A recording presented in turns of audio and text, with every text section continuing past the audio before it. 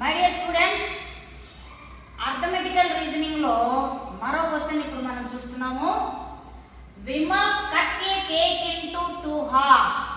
విమల్ ఒక కేకుని 2 సగభాగాలు చేశాడు. And cuts 1 half into smaller pieces of equal size.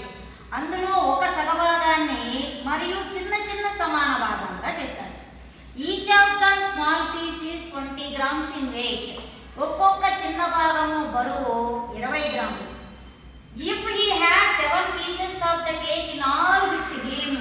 అతని దగ్గర మొత్తం 7 పీసెస్ ఉన్నాయంట. అయితే కేక్ యొక్క బరువు ఎంత అని అడుగుతున్నారు. ఓకేనా?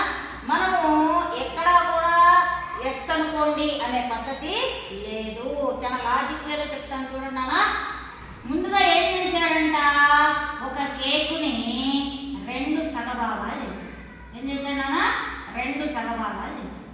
ఓకే, అయితే అందులో ఒక సగభాగాన్ని చిన్న చిన్న సమాన భాగాలుగా చేశాడు. ఓకే, ఒక్కొక్క చిన్న భాగం బరువు 20 గ్రాములు. అతని దగ్గర మొత్తం 7 భాగాలు ఉన్నాయి. మొత్తం 7 భాగాలు ఉన్నాయి అని అంటే ఈ సగముగా ఉన్నది కదా నాన్న, అది కూడా ఒక భాగమే అవుతుంది. కాబట్టి ఇది 6 భాగాలుగా డివైడ్ అవుతుంది అని అంటాం. 6 భాగాలుగా డివైడ్ అవుతుంది అని అంటాం. ఒక్కొక్క చిన్న భాగము 20 గ్రాములు అని చెప్పారు.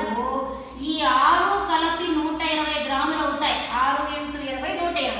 ఇది కూడా సేమే కదా, ఇది ఒక 120 అవుతుంది. అప్పుడు టోటల్ కేకు బరువు ఎంత అంటే 240 grams. చూసారా ఎంత సింపుల్గా నేర్చుకున్నారో? Thank you.